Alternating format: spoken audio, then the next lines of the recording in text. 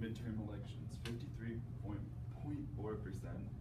of the eligible population voted, which that's barely over half the people that could voted, but everyone complains when the president does something they don't like, even if they didn't vote for the other person. Next year will be all of our first times being able to vote, and it's a very important duty to do so. The U.S. government should allow 16-year-olds to vote. First, I'll go over why not being able to vote at a younger age is a problem, and then I'll talk about the solution to that problem.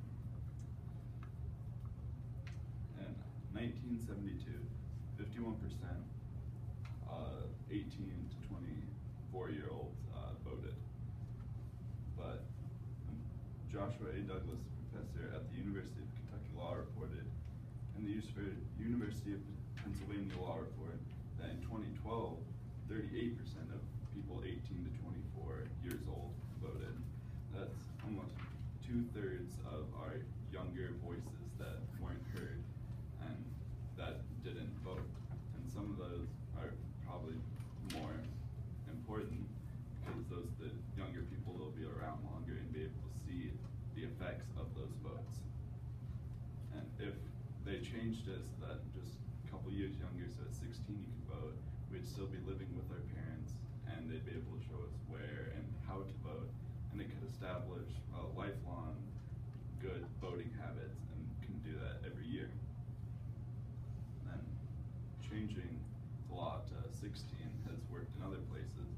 Zanny Minton Beddoes, which has a master's in politics and economics from Harvard, stated in The Economist that in Scotland, when they recently changed their law to be 16, 75% of 16 and 17-year-olds voted, and 74% of 16 and 17-year-olds said that they were informed enough to vote a certain way, so they didn't just follow whatever their parents said and give them an extra vote. They actually knew about politics, where 79% of adults said that they were informed.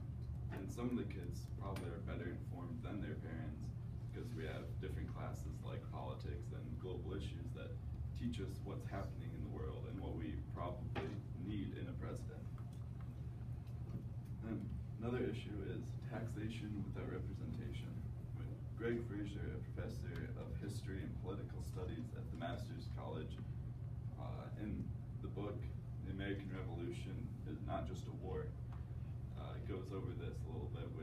It was one of the main causes for the American Revolution. Britain tried to give us just a small tax on stamps and tea, and it wasn't necessarily the cost of that tax, it was that we didn't have a say that they added it, and it could lead to much worse things in the future if they could just do whatever they wanted. So now that you know a little bit about why this is a problem, I'll go over the solution, which would be the 26th Amendment states that you cannot deny the right to vote to anyone over the age of 18. And so it'd be pretty simple to just change the 18 to 16, and anyone that's 16 or older that's a citizen would be able to vote in our elections. First, I went over why not being able to vote at 16 would be a problem in our country. Then I went over the solution to that problem.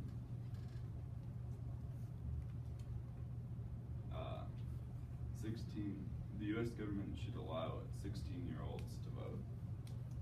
Using these efforts and many others in our country, we could get that 53.4% of people that voted up to 100%.